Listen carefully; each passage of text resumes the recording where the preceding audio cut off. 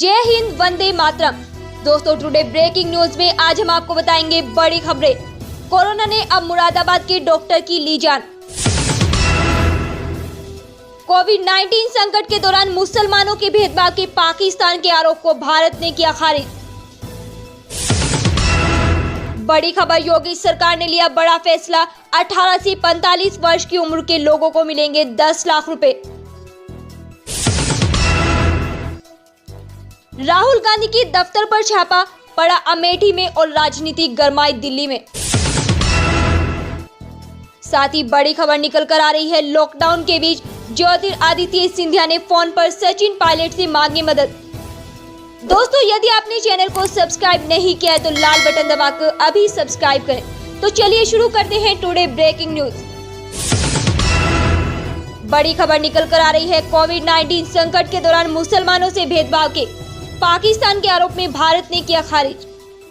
भारत ने पाकिस्तान के प्रधानमंत्री इमरान खान के उस आरोप को रविवार को सिरे से खारिज कर दिया कि कोरोना वायरस महामारी की आड़ में देश में मुसलमानों को निशाना बनाया जा रहा है। विदेश मंत्रालय की प्रवक्ता अनुराग श्रीवास्तव ने कहा कि पाकिस्तानी नेतृत्व की यह अजीबोगरीब टिप्पणी देश के आंतरिक हालात से निपटने पर लचर प्रयासों से लोगों का ध्यान भटकाने की कोशिश है। दरअसल खान ने ट्वीट कर भारत सरकार पर आरोप लगाया कि वह कोरोना वायरस संकट की आड़ में जानबूझकर मुसलमान समुदाय को निशाना बना रहे हैं। विदेश मंत्रालय की प्रवक्ता ने कहा, कोविड-19 के उन्मूलन पर ध्यान देने के बजाय वे अपने पड़ोसियों पर आधारहीन आरोप लगा रहे हैं। वह टिप्पणी के इस संबंध में मीडिया द्वारा पूछे गए सवालों पर प्रतिक्रिया दे रहे हैं। श्रीवास्तव ने कहा, अल्पसंख्यकों के मामले में उन्हें यही सलाह है कि वे अपने यहाँ अल्पसंख्यक समुदाय की सुध लें, जिनके साथ वास्तव में भेदभाव हो रहा है। दोस्तों, अगली बड़ी खबर निकल कर आ रही है, कोरोना ने अब मुरादाबाद के डॉक्टर की ली जान। कोरोना अब आम लोगों के साथ साथ डॉक्टरों पर भी कहर बरपा रहा है। संक्रमण के खिलाफ जंग लड़ रहे कोरोना वायरस पर भी कोरोना कहर बनकर टूट रहा है। कोरोना से इंदौर के बाद अब मुरादाबाद में एक डॉक्टर की मौत हो गई। बताया जा रहा है कि ताजपुर सीएचसी में तैनात डॉक्टर निजामुद्दीन की 8 दिन पहले ही पॉजिटिव रिपोर्ट आई थी और वे तभी से आइसोलेशन वार्ड में भर्ती थे। 35 साल के निजामुद्दीन की मौत के बाद अब उनके परिवार के 5 लोगों को क्वारंटाइन किया गया है। गौरतलब है कि मुरादाबाद जिले में कोरोना संक्रमण के अब तक 3 मामले सामने आए हैं। दोस्तों, अगली बड़ी खबर निकल कर आ रही है, आज से देश में क्या क्या खुला है। लॉकडाउन के दौरान किसी भी तरह की छूट गृह मंत्रालय द्वारा जारी गाइडलाइन के मुताबिक ही होगी। हालांकि राज्य सरकार ने अपने तरीके से नियमों को सख्ती से भी लागू कर सकती है। 20 अप्रैल से पूरे भारत में क्या खुलेगा, आइए जानते हैं। सभी स्वास्थ्य सेवाएं, सभी कृषि और बागवानी गतिविधियां शुरू हो जाएंगी। मछली पकड़ने और अन्य जलीय कृषि उद्योग शुरू हो जाएंगे। प्लांटेशन गतिविधियां जैसे चाय, कॉफी और रबर प्लांटेशन शुरू हो जाएंगी, लेकिन अधिकतम 50% कामगारों के साथ। पशुपालन गतिविधियां पूरी तरह चालू हो जाएंगी। फाइनेंशियल सेक्टर कार्य रहेंगे। मेगा कार्यों का समाज कार्य, सोशल डिस्टेंसिंग और फेस मास्क के साथ अनुमति दी जाएगी।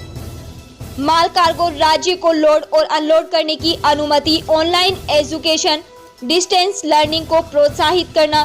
सभी आवश्यक वस्तुओं की आपूर्ति फिर से शुरू करने की अनुमति होगी। भारतीय औद्योगिक प्रतिष्ठानों को संचालन करने की अनुमति दी जाएगी। निर्माण गतिविधियों को संचालित करने की अनुमति दी जाएगी।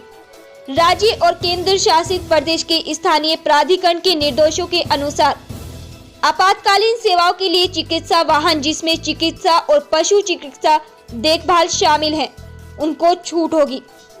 भारत सरकार और राज्य और केंद्र शासित प्रदेशों के सरकारी कार्यालय खुले रहेंगे। आपात स्थिति में निजी वाहनों को अनुमति दी गई है। दोस्तों, अगली बड़ी खबर निकल कर आ रही है, योगी सरकार ने लिया बड़ा फैसला। 18 से 45 वर्ष की उम्र में लोगों को मिलेंगे 10 लाख रुपए। पूरे देश में भाजपा की हालत देखकर अब केंद्र शासित प्रदेशों में सरकार एक से बढ़कर एक बड़े फैसले ले रही है और जमीनी स्तर पर लोगों को फायदा पहुंचाने की कोशिश कर रही है। हाल ही में उत्तर प्रदेश में एक बड़ी खबर सामने आ रही है, जिसके तहत राज्य के बेरोजगार युवाओं की किस्मत खुल सकती है। यूपी में कई शिक्षित युवा होने के बावजूद आज के समय में रोजगार लोग घूम रहे हैं। इसीलिए सरकार अब एक बड़ा कदम उठा रही है। निर्धारित तिथि के अनुसार सरकार ने एक स्वरोजगार योजना शुरू की है। इस योजना के तहत उम्मीदवार को 10 लाख रुपए तक का अनुदान दिया जा रहा है, जिसके लिए उन्हें ऑनलाइन फॉर्म भरकर आवेदन करना होगा। क्षेत्र के लिए अधिकतम 10 लाख रुपए का अनुदान दिया जाएगा। इस सुविधा का लाभ उठाने के लिए उम्मीदवार की आयु 18 वर्ष से अधिक और 45 वर्ष से कम है और उम्मीदवार 10वीं पास होना चाहिए और उम्मीदवार के पास उत्तर प्रदेश आधार कार्ड और राशन कार्ड होना चाहिए।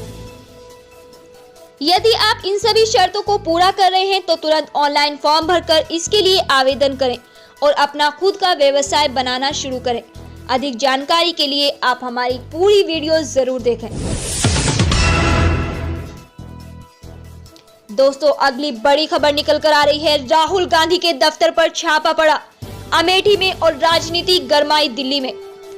उत्तर प्रदेश के अमेठी में राहुल गांधी के दफ्तर पर पुलिस प्रशासन के कथित छापे को लेकर रविवार की शाम राजनीति एकदम गर्मा गई। कांग्रेस नेता रणदीप सुरजेवाला ट्वीट किया है और कहा है कि अमेठी की जनता को राहुल गांधी की ओर बांटी जा रही राहत पर राजनीति करना दुर्भाग्यपूर्ण है। ऐसा बताया जाता है कि इस ट्वीट के बाद सीएम योगी आदित्यनाथ ने मामले की जानकारी ली और स्थानीय प्रशासन को तत्काल अपना पक्ष पब्लिक डोमेन में डालने को कहा। हालांकि प्रत्यक्ष तौर सीएम कार्यालय का कोई हस्तक्षेप इस मामले में नहीं दिखाई दिया। रणदीप सुरजेवाला आरोप लगाया है कि प्रशासन ने राहुल गांधी के दफ्तर पर छापा मारा और वहां रखी राहत सामग्री की जांच पड़ताल की गई। इस मामले में अमेठी के डीएम किसी भी तरह की छापेमारी से इनकार कर रहे हैं। बताया जा रहा है कि रविवार शाम को तहसीलदार की अगुवाई में कुल प्रशासनिक अधिकारी और पुलिस टीम गौरीगंज स्थित कांग्रेस कार्यालय पहुंचे। इसके बाद टीम सीधे राहुल गांधी के जनसंपर्क कार्यालय गई और वहां रखी राहत सामग्रियों की जांच की। वहां मौजूद लोगों से राहत सामग्रियों के बारे में जानकारी ली। ब्यौरा जुटाने के बाद टीम वापस चली गई। इस घटना पर एमएलसी दीपक सिंह ने ट्वीट कर मामले को हवा दे दी है। दोस्तों, अगली बड़ी खबर निकल कर आ रही है। लॉकडाउन के बीच ज्योतिरादित्य सिंधिया ने फोन कर सचिन पायलट से मांगी मदद। कोरोना वायरस को लेकर पूरे देश में लॉकडाउन घोषित कर दिया गया है। इससे लोगों को परेशानी होने लगी है। लोग सरकार से मदद की गुहार लगा रहे हैं। कुछ लोगों की ट्वीट करने की मदद मिल रही है। इस दौरान मध्य प्रदेश के गुना में रहने वाले आशीष जैन ने अपनी बेटी की मदद के लिए मुख्यमंत्री शिवराज सिंह चौहान और बीजेपी नेता ज्योतिरादित्य सिंधिया से मदद मांगी है। आशीष जैन की बेटी राजस्थान के कोटा में रहकर पढ़ाई कर रही है, लेकिन वह लॉकडाउन में फंस गई। राजस्थान के उप मुख्यमंत्री सचिन पायलट जी ने मेरे अनुरोध के बाद राजस्थान शहर के कोटा में फंसी गुना शहर की बिटिया ईशिका को शीघ्र अपने घर भेजने को लेकर आश्वस्त किया है। आशीष जैन ने शिवराज सिंह चौहान और ज्योतिरादित्य सिंधिया को ट्वीट कर कहा कि उनकी बेटी हॉस्टल में रहती है और बीमार है। उन्होंने अपनी बेटी को घर वापस लाने के लिए मदद की गुहार लगाई। सिंधिया ने ट्वीट कर कहा, प्रिय आशीष, आपसी दूरभाषा पर चर्चा के अनुसार मेरी राजस्थान के उप मुख्यमंत्री सचिन पायलट से आपकी बिटिया अंशिका की सुरक्षा को लेकर चर्चा हुई है। कृपया आप आश्वस्त रहें कि आपकी बेटी की उचित देखभाल की जाएगी और शीघ्र ही उसकी घर वापसी की कोशिश की जा रही है। दोस्तों, अगली बड़ी खबर निकल कर आ रही है। पालघर मॉब लिंचिंग मामले पर उद्धव की प्रेस कॉन्फ्रेंस। हिंदू मुस्लिम रंग ना दे लोग, उद्धव ठाकरे। अमित शाह और योगी आदित्यनाथ से हुई बात। महाराष्ट्र के पालघर में जो मॉब लिंचिंग की घटना हुई, उसके बाद उद्धव सरकार निशाने पर है। सोमवार को मुख्यमंत्री उद्धव ठाकरे ने प्रेस कॉन्फ्रेंस की और इस मसले पर सरकार का रुख सभी के सामने रखा।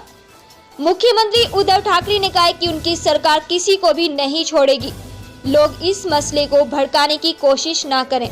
आपको बता दें कि मॉब लिंचिंग घटना में भीड़ ने 3 लोगों को पीट कर हत्या कर दी। उद्धव ठाकरे ने घटना को लेकर कहा कि यह हिंदू मुस्लिम जैसा कोई मामला नहीं है।